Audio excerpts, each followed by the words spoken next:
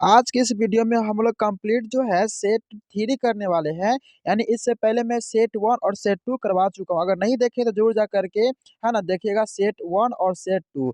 आज देखिए ध्यान से बच्चा जी, क्योंकि मैं आप लोगों को बता दूं कि इसमें ऑल यानी कि जो सेट चल रहा है वह ऑल सब्जेक्ट का सेट चल रहा है, जो आपके एग्जाम 2024 के लिए जो है वह काफी महत्वपूर्ण है। ठीक है, आइए हम शुरू करते हैं आज की क्लास को। देखिए ध्यान से बच्चा जी, कहते हैं कि इंतजार करने वालों को सिर्फ उतना ही मिलता है जितना कोशिश करने वाले क्या करते हैं तो छोड़ देते हैं। यानी कि इंतजार करने वाले को उतना ही मिलेगा जितना कोशिश करने वाला क्या कर देते हैं, छोड़ देते हैं। इसलिए प्रयास कीजिए, आप हमेशा कोशिश करते रहिए और मेहनत करते रहिए। आइए शुरू करते हैं आज का पहला क्वेश्चन। देखिए ध्यान से बच्चा जी, है ना, पहला क्वेश्चन क्या कहता है। और मैं आपको फिर से बता दूं कि यह चैनल जो है आपके लिए काफी इंपॉर्टेंट है, क्योंकि इसमें ऑल सब्जेक्ट से जो है सारा का सारा क्वेश्चन जो है वो वीवीआई क्वेश्चन करवाया जा रहा है, जो आपके एग्जाम 2024 के लिए काफी महत्वपूर्ण है। आइए देखते हैं, है ना, समय को बिना गवाए हुए आइए हम शुरू करते हैं। आज का पहला क्वेश्चन है, यानी सेट थ्री का है। देखिए ध्यान से, कहता है कि आवर्त सारणी के प्रथम आवर्त यानी कि आवर्त सारणी के प्रथम वर्ग के सदस्य कौन होते हैं। बच्चे याद रखिएगा, ये जो है ना प्रथम आवर्त सारणी के प्रथम जो वर्ग के सदस्य जो होते हैं वो बच्चे जी याद रखिएगा, वो क्षारीय धातु होते हैं। क्या होते हैं बच्चे, याद रखिए, तो वो क्षारीय धातु होते हैं। तो इसका आंसर क्या हो जाएंगे, तो है ना सी हो जाएंगे। आगे बढ़ते क्वेश्चन नंबर अगले दो की तरफ। क्वेश्चन नंबर 2 में क्या कहता है कि निम्नलिखित में से कौन प्राकृतिक है ना संसाधन नहीं है। याद रखिएगा, यहाँ पर नेचुरल रिसोर्सेज की बात किया जा रहा है, तो कौन प्राकृतिक संसाधन नहीं है। तो बच्चे याद रखिएगा, वायु जो प्राकृतिक संसाधन है ना, जल भी प्राकृतिक संसाधन है, मिट्टी भी प्राकृतिक संसाधन है, बट ये जीवधारी जो है यह प्राकृतिक संसाधन नहीं होते हैं। इसका आंसर क्या हो जाएंगे, तो बच्चे याद रखिएगा, तो डी हो जाएंगे। अगर यहाँ पर से पूछता कि निम्नलिखित में से प्राकृतिक संसाधन कौन है, तो यहाँ पर वायु भी होता, जल भी होता, मिट्टी भी होता, और यहाँ पर ऑप्शन क्या देता, इनमें से सभी देता। बट ऐसा क्वेश्चन नहीं पूछा है। इसका आंसर यहाँ पर हो जाएगा जीवधारी हो जाएंगे। ठीक है, आगे बढ़ जाते हैं क्वेश्चन नंबर अगले तीन की तरफ। क्वेश्चन नंबर तीन में क्या कहता है, बहुत ही इंपॉर्टेंट क्वेश्चन है, बार बार पूछे जाने वाले एग्जाम में क्वेश्चन ये। ठीक है, कि प्रकाश के परावर्तन के कितने नियम है। बच्चे जी याद रखिएगा, प्रकाश के परावर्तन के नियम जो होते हैं ना वो दो होते हैं। या ऐसे भी क्वेश्चन कर सकते हैं कि प्रकाश के अपवर्तन के कितने नियम होते हैं, तो अपवर्तन का भी कितने नियम होते हैं, तो दो ही नियम होते हैं। याद रखिएगा, चाहे वो परावर्तन को बोले या वो अपवर्तन को बोले, नियम कितने होंगे, तो दो नियम होंगे। तो इसका आंसर क्या होंगे, तो याद रखिए, तो बी हो जाएंगे। ठीक है, बहुत ही आसान क्वेश्चन था। आगे बढ़ जाते हैं क्वेश्चन नंबर अगले फोर की तरफ। क्वेश्चन नंबर फोर में क्या कहता है, देखिए ध्यान से, कि तरंगदैर्घ्य को सामान्यतः व्यक्त किया जाता है। यानी जो तरंगदैर्घ्य जो होता है ना बच्चा जी, उसको है ना किससे व्यक्त किया जाता है। तो याद रखिएगा, है ना, तरंगदैर्घ्य को हम लोग एंगस्ट्रम से क्या करते हैं, तो व्यक्त करते हैं। यानी कि एंगस्ट्रम जो होता है, एक यहाँ पर इस रहता है, इसी को बोलते हैं हम लोग एंगस्ट्रम। क्या बोलेंगे, तो इसको एंगस्ट्रम बोलते हैं। यानी कि एंगस्ट्रम को है ना किसको, तो तरंगदैर्घ्य को व्यक्त किया जाता है। तो इसका आंसर हो जाएंगे बच्चे, याद रखिएगा, तो क्या हो जाएंगे, तो डी हो जाएंगे। आगे बढ़ जाते हैं अगले क्वेश्चन फाइव की तरफ। अगला क्वेश्चन फाइव में क्या कहता है कि है ना सभी जीव जंतुओं के लिए ऊर्जा मुख्य स्रोत होता है। यानी कि जितने भी जीव जंतु है वो सब के लिए ऊर्जा जो होते हैं वह कौन देता है। तो याद रखिएगा, सभी जीव जंतुओं के लिए ऊर्जा का एक सबसे बड़ा स्रोत जो होता है वह सन होता है। कौन होता है, चिया किया, तो सन यानी कि सूरज। यानी सूरज ही क्या करता है, वह सभी को ऊर्जा देते रहते हैं। ठीक है, तो इसका आंसर क्या हो जाएंगे, तो सी हो जाएंगे। आगे बढ़ जाते हैं अगले क्वेश्चन 6 की तरफ। छह में क्या कहता है कि तिल चट्टा में कितने जोड़े है ना श्वास रंध्र पाए जाते हैं। तिल चट्टा जिसको हम लोग कॉकरेज भी कहते हैं, ये इसमें कितने श्वास रंध्र पाए जाते हैं। बच्चे याद रखिएगा, इसमें श्वास रंध्र जो पाए जाते हैं ना वह 10 कितने पाए जाते हैं, तो याद रखिएगा, तो 10 श्वास रंध्र पाए जाते हैं। किसमें, तो तिल चट्टा में पाए जाते हैं। ठीक है, तो याद रखिएगा, इसका आंसर जो हो जाएंगे वह सी हो जाएंगे, 10 हो जाएंगे। आगे बढ़ जाते हैं क्वेश्चन नंबर अगले 7 की तरफ। बच्चा जी, हम इस वीडियो में या इस सेट के माध्यम से आपको एक ही संदेश देना चाहते हैं कि मैं ये सेट लेकर के आया हूँ, मैं तेजी से मतलब रिवाइज करने का प्रयास कर रहा हूँ और तेजी से सारा क्वेश्चन करवा रहा हूँ। और ये सारा का सारा क्वेश्चन आपके एग्जाम है ना 2024 के लिए बहुत ही महत्वपूर्ण है बच्चा जी। ठीक है, तो आइए हम शुरू करते हैं, सॉरी देखते हैं अगला क्वेश्चन की तरफ। है ना, कहता कि प्रकाश संश्लेषण की क्रिया होती है। बच्चे याद रखिएगा, जो प्रकाश संश्लेषण की जो क्रिया जो होती है ना वो किस में होती है, कवक में होती है। बच्चे याद रखिएगा, कवक में नहीं होती है, जंतुओं में नहीं होती है, हरे पेड़-पौधे याद रखिए किस में होते हैं तो हरे पेड़-पौधे में, यानी हरे पेड़-पौधे में क्या होती है तो प्रकाश संश्लेषण की क्रिया होता है। और प्रकाश संश्लेषण होता क्या है? तो जिस प्रक्रिया द्वारा क्या करते हैं पेड़-पौधे अपना क्या करते हैं अपना भोजन को बनाते हैं ना, उसी को क्या बोलते हैं तो बच्चे याद रखिए तो प्रकाश संश्लेषण कहते हैं। तो सिर्फ हरे पेड़-पौधे में ही क्या होते हैं क्षमता होते हैं क्या करने का तो प्रकाश संश्लेषण यानी कि भोजन बनाने का। तो इसका आंसर क्या हो जाएगा बच्चा जी? तो सी हो जाएँगे। अगला क्वेश्चन बहुत ही इंपॉर्टेंट क्वेश्चन है, देखिए ध्यान से कि फ्लोएम उत्तकों द्वारा, ये जो फ्लोएम जो होता है वो उत्तकों द्वारा कार्बोहाइड्रेट का परिवहन करता है। याद रखिएगा वो किसका परिवहन करता है? फ्लोएम। हम इतना तो ज़रूर जानते होंगे बच्चा जी कि फ्लोएम जो होता है वह क्या करता है मालूम है? वो खाद यानी कि जो बना हुआ खाना जो होता है पेड़-पौधा में, उसको क्या करता है ट्रांसफर करने का काम करता है। यानी कि जो पेड़-पौधा में जो खाना जो बनता है, इसको ट्रांसफर करने का काम कौन करता है? तो फ्लोएम करता है। और इसमें एक जालम भी होता है, जिससे क्या करता है तो है ना, खनिज जो लवण होता है उसको लेकर के जाता है। कौन लेकर के जाता है तो नीचे से ऊपर? तो जालम लेकर के जाते हैं। तो याद रखिए बच्चा जी, इसमें क्वेश्चन में क्या बोला है कि फ्लोएम उत्तकों द्वारा कार्बोहाइड्रेट का परिवहन करता है। तो याद रखिएगा वह जो करता है ना? वह सुक्रोज के रूप में, किसके रूप में करता है तो याद रखिएगा सुक्रोज के रूप में वो परिवहन करता है। तो इसका आंसर डी हो जाएँगे। आगे बढ़ जाते हैं अगले क्वेश्चन 9 की तरफ। क्वेश्चन 9 में क्या कहता है कि पौधों में गैसों का आदान-प्रदान किसके द्वारा होता है? बहुत ही इंपॉर्टेंट क्वेश्चन है, बार-बार पूछे जाने वाला क्वेश्चन है, ठीक है ना? तो याद रखिएगा पौधों में जो गैसों का आदान-प्रदान जो होता है, वह रंध्र के द्वारा होता है।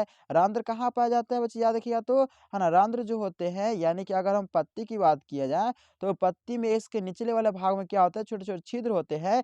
इसी छिद्र को क्या बोलते हैं हम लोग? इसी छिद्र को बोलते हैं रंध्र। और इसी रंध्र के द्वारा क्या होता है बाष्पोत्सर्जन की क्रिया होते रहते हैं, पानी को छिड़कते रहते हैं। तो याद रखिए पत्तियों में निचले भाग में छोटे-छोटे छिद्र होते हैं ना, इसी को क्या बोलते हैं तो रंध्र बोलते हैं। और रंध्रों के द्वारा ही क्या होता है गैसों का आदान-प्रदान होते रहते हैं। तो इसका आंसर क्या हो जाएँगे तो ए हो जाएँगे।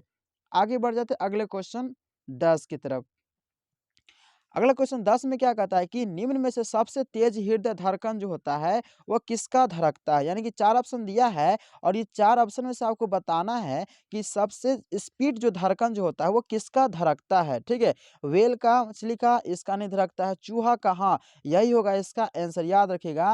यानी कि चूहा का जो होता है बच्चा जी वो सबसे तेज़ी से क्या होता है इसका धड़कन धड़कता है। तो इसका आंसर क्या हो जाएँगे तो है ना बी हो जाएँगे। यानी कि टोटल क्वेश्चन 10 यहाँ कंप्लीट हो गया बच्चा जी। अब हम क्या करेंगे, हम सामाजिक विज्ञान से देखिए ध्यान से, यानी कि सामाजिक विज्ञान से हम क्या किए हैं तो अब फिर 10 क्वेश्चन वो ये अभी करवाएँगे। यानी अभी मैंने साइंस का करवाया और देखो यहाँ पे कुछ मोटिवेशन कोट पे लिखा गया है कि है ना, आपके सपने केवल आप ही पूरा कर सकते हैं। यानी कि आपका सपना आपको खुद पूरा करना है, दूसरा कोई कर ही नहीं सकता और उसके लिए एक ही मतलब होता है, वह कलम का पावर होता है ना? पढ़ाई का पावर होता है जो आगे आप बढ़ सकते हैं, ठीक है? तो आइए हम शुरू करते हैं फिर से अगले 10 क्वेश्चन के लिए, जो अगले सब्जेक्ट के लिए है, जो सोशल साइंस का है, सामाजिक विज्ञान का है। देखिए, सामाजिक विज्ञान से भी 10 क्वेश्चन लेकर के आए हैं, यानी कि हम पहले आपको बता दिए हैं कि टोटल जो है, वह ऑल सब्जेक्ट से 10-10 क्वेश्चन लेकर के आ रहे हैं और सेट बना करके आपको प्रोवाइड किया जा रहा है, ताकि आपके एग्ज़ाम 2024 में किसी प्रकार कोई मतलब कठिनाइयाँ ना हो। और ये भी याद रखिएगा कि 2024 में, है ना, जो एग्ज़ाम आप देने जाइएगा, है ना, इसमें सारा का सारा क्वेश्चन आपको यहीं से रहेगा। अगर विश्वास नहीं है तो आप मिलाकर ज़रूर देख लीजिएगा, ठीक है? एग्ज़ाम देने आइएगा तब, ठीक है? सिर्फ़ एक बार विश्वास कीजिए। अब देखिए ध्यान से क्वेश्चन पहला क्या बोला है कि 1917 की पहली क्रांति किस नाम से जाना जाता है? याद रखिएगा 1917 की जो पहली क्रांति जो है ना, वो किस नाम से जाना जाता है? तो याद रखिएगा वो फरवरी की क्रांति है। कौन क्रांति है? तो फरवरी की क्रांति है, जो हिस्ट्री का क्वेश्चन है। याद रखिएगा इसका आंसर क्या हो जाएँगे तो पहला हो जाएँगे, इसका आंसर ए हो जाएँगे। आगे बढ़ जाते हैं अगले क्वेश्चन। क्वेश्चन में अगला क्या कहता है देखिए ध्यान से, है ना? यहाँ पर जो है लाल सेना का गठन किसने किया था? बच्चे याद रखिएगा लाल सेना का जो गठन जो है वह करने वाला कोई नहीं था तो ट्रास्की था। कौन था? तो ट्रास्की था। इसने क्या किया था? तो लाल सेना का गठन किया था। तो इसका आंसर क्या हो जाएँगे तो सी हो जाएँगे। आगे बढ़ जाते हैं क्वेश्चन में अगले 3 की तरफ। क्वेश्चन नंबर 3 में क्या कहता है कि ऑल इंडिया मुस्लिम लीग की स्थापना, बहुत ही इंपॉर्टेंट क्वेश्चन है, यानी कि ऑल इंडिया मुस्लिम लीग की स्थापना जो है वह कब हुई थी? बच्चे याद रखिएगा इसकी स्थापना जो है ना, वो किया गया था 1906 में। कब किया गया था? 1906 में किया गया था, ठीक है? तो इसका आंसर क्या हो जाएँगे बच्चे याद रखिएगा तो, है ना? बी हो जाएँगे 1906 में। आगे बढ़ जाते हैं अगले क्वेश्चन की तरफ। क्वेश्चन नंबर 4 में क्या कहता है देखिए ध्यान से, क्वेश्चन नंबर 4 कहता है कि है ना तख्त श्री हरमंदर हरमंदर जी साहिब जो है वो कहाँ स्थित है? याद रखिएगा यह जगह जो स्थित है वो पटना में। कहाँ है तो बच्चे देखिए तो, है ना पटना में स्थित है। कहाँ है तो पटना में स्थित है। तो इसका आंसर क्या हो जाएंगे तो ए हो जाएंगे पटना। आगे बढ़ते हैं अगले क्वेश्चन की तरफ। अगला क्वेश्चन में क्या कहता है कि 5 नंबर कि सिपाही सिपाही विद्रोह कब हुआ था? याद रखिए बच्चे जी, ये सिपाही विद्रोह जो हुआ था ना, वह 1857 में हुआ था। कब हुआ था? तो याद रखिएगा तो, है ना 1857 में जो हुआ था, वह क्या हुआ था? तो सिपाही विद्रोह हुआ था। ठीक है? तो इसका आंसर क्या हो जाएँगे तो, है ना बी हो जाएँगे 1857। आगे बढ़ जाते हैं क्वेश्चन अगला 6 की तरफ। क्वेश्चन नंबर 6 में क्या कहता है? देखिए ध्यान से कि श्वेत क्रांति देखिए बहुत अच्छा क्वेश्चन है। श्वेत क्रांति का संबंध जो है, वह अर्थव्यवस्था के किस क्षेत्र से माना जाता है? तो याद रखिएगा श्वेत क्रांति का संबंध जो होता है, वह प्राथमिक क्षेत्र के अंतर्गत ही आते हैं। कौन सा क्षेत्र बच्चे याद रखिएगा तो, है ना प्राथमिक क्षेत्र के अंतर्गत आते हैं। तो इसका आंसर क्या हो जाएँगे तो ए हो जाएँगे। आगे बढ़ जाते हैं क्वेश्चन नंबर 7 की तरफ। क्वेश्चन नंबर 7 में क्या कहता है कि बिहार दिवस देखिए बहुत बड़ा क्वेश्चन पूछा गया है। बिहार दिवस कब मनाया जाता है? बच्चे याद रखिएगा बिहार दिवस जो है वह 22 मार्च को मनाया जाता है। कब मनाया जाता है? तो 22 मार्च को। याद हुआ? यानी कि 22 मार्च को क्या मनाया जाता है? तो बिहार दिवस मनाया जाता है। आगे बढ़ते हैं क्वेश्चन नंबर 8। क्वेश्चन नंबर 8 में क्या कहता है कि सबसे बड़े पशु मेला का आयोजन किया गया था। कहाँ किया गया था? बच्चे याद रखिएगा सबसे बड़े पशु मेला का आयोजन जो होता है वह सोनपुर मेला है और सोनपुर मेला ही सबसे बड़ा यानी एशिया का सबसे बड़ा मेला सोनपुर मेला को ही कहा जाता है बच्चा जी, ठीक है? यानी कि इसका आंसर क्या हो जाएँगे तो ए हो जाएँगे यानी कि सोनपुर हो जाएँगे, ठीक है? आगे बढ़ जाते हैं अगले क्वेश्चन 9 की तरफ। क्वेश्चन नंबर 9 में क्या कहता है? ध्यान से देखिएगा कि सासाराम में ऐतिहासिक शासक का मकबरा स्थित है। याद रखिएगा ये जो स्थित है वो कहाँ है तो शेरशाह सूरी। क्या है तो शेरशाह सूरी का स्थित है, ठीक है? तो इसका आंसर क्या हो जाएंगे तो सी हो जाएंगे। आगे बढ़ जाते हैं क्वेश्चन नंबर अगले की तरफ 10 जो सोशल साइंस का यह लास्ट सेट थ्योरी का क्वेश्चन है, क्योंकि मैं सारा सब्जेक्ट से ऑल सब्जेक्ट से 10-10 क्वेश्चन लेकर के आया हूँ, ठीक है? अब देखिए ध्यान से लास्ट क्वेश्चन क्या है कि फ्लाइंग शटल मशीन का आविष्कार किसने किया था? ये फ्लाइंग शटल मशीन का आविष्कार जो है बच्चे याद रखिएगा वह जॉन के ने किया था। किसने किया था? तो जॉन के ने किया था, ठीक है? तो इसका आंसर क्या हो जाएँगे तो बी हो जाएँगे। अब देखिए ध्यान से अगले क्वेश्चन की तरफ। अब यहाँ पे 2 सब्जेक्ट मैंने करवा दिया हूँ, अब तीसरा सब्जेक्ट जो आता है बच्चे याद रखिएगा तो यहाँ पर है मैथ। देखिए ध्यान से, मैथ से भी कुछ क्वेश्चन आपको यहाँ पर करवा रहे हैं, देखिए ध्यान से और एक-एक करके क्योंकि मैथ में रट्टा नहीं मारा जाता है, ध्यान से समझा जाता है। मैथ का पहला क्वेश्चन देखो क्या बोल रहा है? बोल रहा है कि 2 क्रमिक है ना सम संख्याओं का एचसीएफ क्या होगा? क्रमिक मतलब होता है लगातार सम संख्या, 2 लगातार सम संख्याओं का अगर एचसीएफ पूछेगा ना, तो याद रखिएगा वो हमेशा 2 ही होंगे। एचसीएफ कितना होंगे? तो 2 होंगे, ठीक है? तो इसका आंसर क्या हो जाएँगे तो बी। क्या हो जाएँगे? तो बी हो जाएँगे। आगे बढ़ जाते हैं क्वेश्चन नंबर अगले की तरफ। अगला क्वेश्चन क्या कहता है? ध्यान से देखिएगा, निम्नलिखित में कौन परिमेय संख्या है? देखिए ध्यान से, यहाँ पर फँसाने के लिए आपको पूछा जा रहा है और रूट दे देता है फँसाने के लिए। ध्यान रखिएगा कि पहला तो ये आपका परिमेय संख्या नहीं है क्योंकि यह रूट में है, 3 है और इसका मान नहीं निकल सकता है। बट यहाँ देखिए ये रूट से रूट क्या होगा तो कट गया, 2/3 बच गया, ठीक है? उसके बाद देखिए 2 + √5 ये भी आपका परिमेय संख्या नहीं है, ये भी आपका परिमेय संख्या नहीं है। याद रखिएगा यही आपका जो है ये परिमेय संख्या हो जाएँगे, ठीक है? तो इसका करेक्ट आंसर क्या हो जाएँगे तो बी हो जाएँगे। आगे बढ़ जाते हैं क्वेश्चन नंबर अगले, है ना? 3 की तरफ। क्वेश्चन नंबर 3 में क्या कहता है? ध्यान से देखिएगा कि 2 या 2 से अधिक अभाज्य संख्याओं का मसा। अगर 2 या 2 से अधिक अभाज्य संख्याओं का अगर मसा पूछ रहा है, तो याद रखिएगा उसका मसा यानी कि हम बोले तो एचसीएफ। क्या? एचसीएफ कितना होंगे? तो 3 होंगे। कितना होंगे? तो बच्चे याद रखिए तो, और 2 या 2 से अधिक अभाज्य संख्या मसा जो होंगे, वह कितना हो जाएँगे? तो 3 होंगे। नहीं, सॉरी बच्चा जी, 3 नहीं होंगे। इसका आंसर क्या हो जाएँगे? तो ए होंगे। क्या होंगे? तो ए हो जाएँगे, ठीक है? यानी कि 2 या 2 से अधिक अभाज्य संख्या का मस हमेशा कितना होते हैं? तो 1 हो जाते हैं। आगे बढ़ जाते हैं क्वेश्चन नंबर 4 की तरफ। क्वेश्चन नंबर 4 में क्या कहता है कि 2 परिमेय संख्याओं के बीच अधिकतम कितनी परिमेय संख्या हो सकते हैं? याद रखिएगा 2 परिमेय संख्याओं के बीच अधिकतम जो है वह कितना हो सकता है? 1 नहीं हो सकता है, 2 भी नहीं हो सकता, 3 भी नहीं हो सकता। इनमें से इसका आंसर कोई नहीं होगा, ठीक है? इसका आंसर क्या होगा? तो डी, इनमें से कोई नहीं।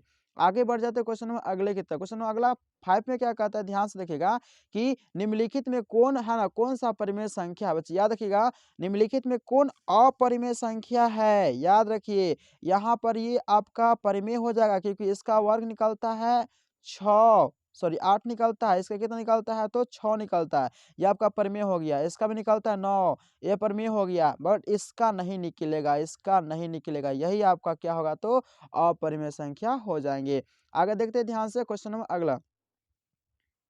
क्वेश्चन अगला में क्या कहता है, देखो ध्यान से, कुछ क्वेश्चन इस तरह से, यह क्वेश्चन बार-बार पूछा गया क्वेश्चन है, इसको ध्यान से थोड़ा-सा पढ़ते हैं कि वृत्ताकार पथ पर 3 धावक एक ही साथ दौड़ रहा है और दौड़ना शुरू करता है और एक चक्कर लगाने में कितना-कितना है देखिए ध्यान से, तो 2 घंटे है, 4 घंटे है और 6 घंटे लगाते हैं। तो तीनों बिंदु पर पुनः मिलने में लगा समय कुछ नहीं करना है। ये 2 जो है ना और ये 4 है ना और ये 6 है ना, इसका क्या कीजिए एलसीएम निकालिए, है ना? तो देखिए ध्यान से, 2 है, 4 है, 6 इसका एलसीएम निकालते कितना होगा, 2 से लगेगा तो कितना होगा तो 1 होगा, 2 होगा, 3 होगा, 3 दूनी 6, 6 दूनी कितना हो गया तो 12, यानी कि इसका आंसर क्या हो जाएगा तो 12 घंटा। क्या हो जाएँगे बच्चे याद किए तो 12 घंटा इसका आंसर हो जाएगा। तो ऐसा क्वेश्चन आएगा फँसाने के लिए, बहुत लंबा लिख दिया, आपको कोई ज़रूरत नहीं इतना लंबा पढ़ने की। ऐसा क्वेश्चन का आप एलसीएम निकालिए और आंसर कर लीजिए। तो इसका आंसर क्या हो जाएँगे तो सी हो जाएँगे 12।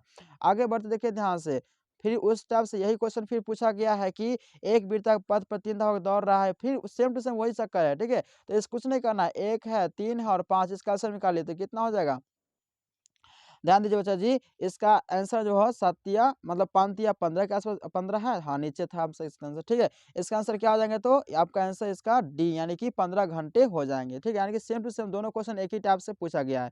आगे देखिए ध्यान से, क्वेश्चन नंबर अगला क्या कहता है कि भाग लेमा यानी कि a बराबर b q प्लस r, तो q बराबर 0 होगा तब यानी कि क्या होगा इसको बताना है।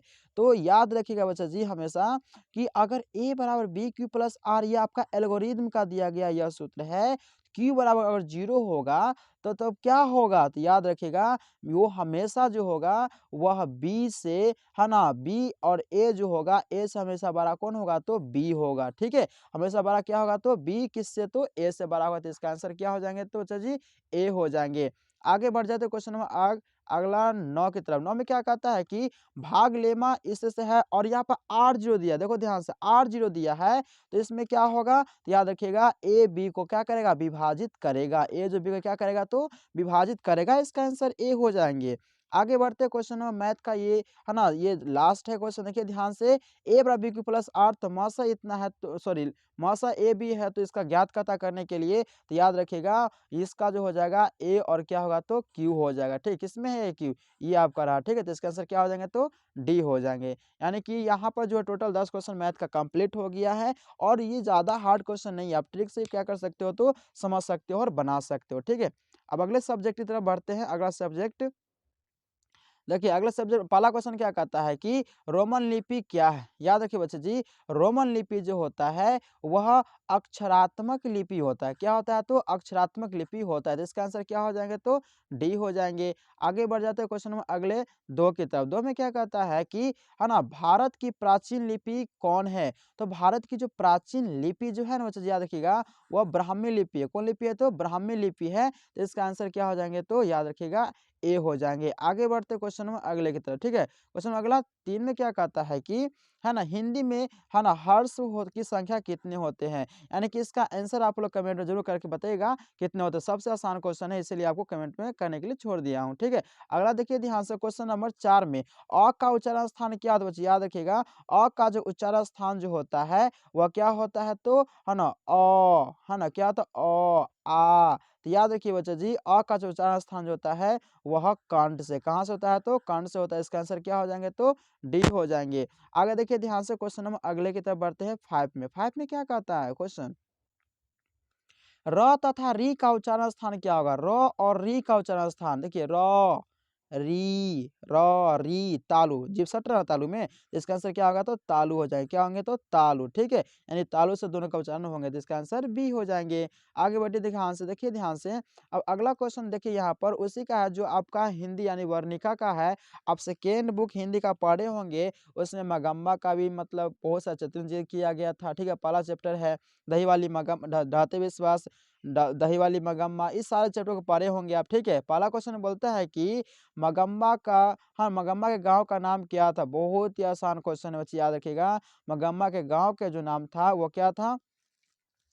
याद रखिए बच्चा जी, नाम था उसका बैकेंठपुर। क्या था? तो याद रखिएगा, तो बैकेंठपुर था, जहाँ मगम्मा क्या कर दही बेचा करती थी। तो इसका आंसर क्या हो जाएंगे? तो बच्चे याद किया तो सी।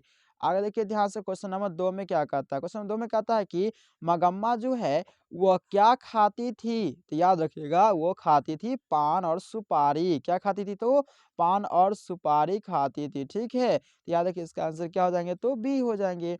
आगे बढ़ जाते हैं क्वेश्चन नंबर अगले, है ना, थ्री की तरफ। क्वेश्चन 3 में क्या कहता है कि, है ना, मगम्मा, देखिए ध्यान से, मगम्मा ने बेटे से अलग होने को कहा, बट आज से, कब से कहा था? जी देखिए ध्यान से, मगम्मा ने बेटे से अलग होने को कहा आज। तो इसका आंसर क्या होगा बच्चे? याद रखिएगा, तो दोपहर से, शाम से, रात से या सुबह से? तो याद रखिएगा, वो दोपहर से, हाँ, दोपहर से क्या किए? तो अलग होने के लिए कहे थे। इसका आंसर क्या हो जाएंगे? तो बच्चा जी, तो ए हो जाएंगे। आगे बढ़ते हैं क्वेश्चन नंबर 4 की तरफ। क्वेश्चन नंबर 4 में क्या कहता है कि, है ना, मगम्मा किस कपड़े की ब्लाउज पहनना चाहती थी? तो याद रखिए बच्चे जी, वह ब्लाउज जो है वह मखमल का ब्लाउज जो पहनना चाहती थी, ठीक है। तो इसका आंसर क्या हो जाएंगे? तो सी हो जाएंगे। आगे बढ़ते हैं क्वेश्चन नंबर 5 की तरफ। क्वेश्चन नंबर 5 में क्या कहता है कि रंगपा कहाँ का रहने वाला था? यानी रंगपा एक जुआरी था, ठीक है। वो कहाँ का रहने वाला था? तो याद रखिएगा, वो ही, है ना, बैकेंठपुर का ही रहने वाला था। कहाँ का रहने वाला था? तो बैकेंठपुर का रहने वाला था। अगर रंपा के बारे में पूछेगा तो ये क्या था बच्चे? याद किया, तो जुआरी था। क्या था? तो जुआरी था, जो बाहर से आया था कमा करके। तो इसका आंसर क्या हो जाएंगे? तो डी हो जाएंगे। आगे बढ़ जाते हैं क्वेश्चन नंबर अगले की तरफ। अगला क्वेश्चन जो होगा बच्चे यार के संस्कृत से, किससे बच्चे यार? तो ये संस्कृत से अगला क्वेश्चन है, ठीक है। और इससे भी 10 क्वेश्चन होंगे, ठीक है। तो आइए शुरू करते हैं, इससे देखते हैं 10 क्वेश्चन को। पहला क्वेश्चन क्या बोल दिया है कि भारत में पाठ के, है ना, पाठ का द्वितीय श्लोक पुराण से संकलित है। यानी क्या संकलित है? तो याद रखिएगा, भगवत पुराण से। यानी कि ये द्वितीय जो श्लोक जो है वह भगवत पुराण से संकलित है। इसका आंसर क्या हो जाएंगे? तो बी हो जाएंगे। ये संस्कृत का बच्चे ध्यान से देखिएगा। और दूसरा क्वेश्चन क्या बोला गया है कि भारत भूमि का जन्म लेने वाले का किससे तुलना किया गया है, ठीक है। तो भारत भूमि पर जो जन्म लेने वाले होते हैं ना, वो किससे तुलना किया गया है? तो देवता से। किससे किया गया? तो चलिए, वो देवता से किया गया है। तो इसका आंसर बी हो जाएंगे। आगे बढ़ जाते हैं क्वेश्चन नंबर अगले 3 की तरफ। क्वेश्चन नंबर 3 में क्या कहता है कि भारत भूमि का, है ना, गान कौन करता है? तो याद रखिएगा, भारत भूमि का गान जो है वह देवता गण करते हैं। कौन करते हैं? तो देवता गण करते हैं। इसका आंसर डी हो जाएंगे। आगे बढ़ जाते हैं क्वेश्चन नंबर अगले 4 के, क्वेश्चन नंबर 4 में क्या कहता है? ध्यान से देखिए बच्चा जी, कि भारत महिमा जो है वह पाठ के रचनाकार कौन है? तो याद रखिएगा, इसके रचनाकार जो है वह महर्षि वेद व्यास जी। कौन है? तो याद रखिएगा, तो, है ना, महर्षि वेद व्यास जी है। तो इसका आंसर क्या होंगे? तो बी हो जाएंगे। आगे बढ़ जाते क्वेश्चन नंबर 5 की तरफ। क्वेश्चन नंबर 5 में क्या कहता है कि भारत भूमि किससे सेवित होता है? याद रखिएगा, भारत भूमि जो है वह सागर और पर्वत निर्जर, देखिए ध्यान से, सागर पर्वत निर्जर से सेवित है। तो इसका आंसर क्या हो जाएंगे? तो सी हो जाएंगे। आगे बढ़ जाते हैं क्वेश्चन नंबर, है ना, 6 में कहता है कि भारत की महिमा कहाँ पाई जाती है? याद रखिएगा, भारत की महिमा जो है वह सर्वत्र, मतलब सभी जगह। सर्वत्र मतलब क्या होता है? तो जी देखिए, तो, है ना, सभी जगह। कहाँ? तो सभी जगह भारत की महिमा के गुणगान गाई जाती है। तो इसका आंसर क्या हो जाएंगे? तो बी हो जाएंगे। आगे बढ़ जाते हैं क्वेश्चन नंबर 7 में। 7 में क्या कहता है कि भारत के उत्तर में कौन प्रहरी की तरह, है ना, विराजमान है? तो याद रखिएगा, वह है हिमालय। कौन है? तो हिमालय है, ठीक है। तो इसका आंसर क्या होंगे? तो बी हो जाएंगे। आगे बढ़ जाते हैं क्वेश्चन नंबर अगले 8 की तरफ। क्वेश्चन नंबर 8 में क्या कहता है? ध्यान से देखिएगा, कि भारत में पाठ का प्रथम श्लोक पुराण से लिया गया है, ठीक है। तो याद रखिएगा, वह विष्णु पुराण से। किससे लिया गया है? तो याद रखिए बच्चा जी, तो विष्णु पुराण से लिया गया है। तो इसका आंसर क्या हो जाएंगे? तो सी हो जाएंगे। आगे बढ़ जाते क्वेश्चन नंबर 9 की तरफ। क्वेश्चन 9 में क्या है? देखिए ध्यान से, कि हम लोग के लिए सदा कौन पूजनीय है? तो याद रखिएगा, हम लोग के लिए सदा पूजनीय जो होता है वह है भारत। कौन है? तो बच्चा जी याद रखिए, तो भारत पूजनीय है। इसका आंसर बी हो जाएंगे। आगे देखिए ध्यान से, क्वेश्चन नंबर नंबर 10 जो लास्ट है और यह सेट 3 का लास्ट क्वेश्चन है कि देवगन क्या गाते हैं? याद रखिएगा देवगन जो गाते हैं वो गीत गाते हैं। क्या गाते हैं? तो गीत गाते हैं यानी कि इसका आंसर डी हो जाएँगे। यानी कि हम टोटली देखें तो है ना सेट 3 यहाँ पर भी क्या हो गया तो सेट 3 कंप्लीट हो गया है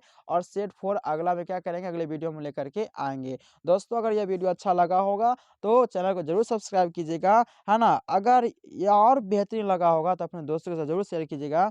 तब तक के लिए दोस्तों जय हिंद।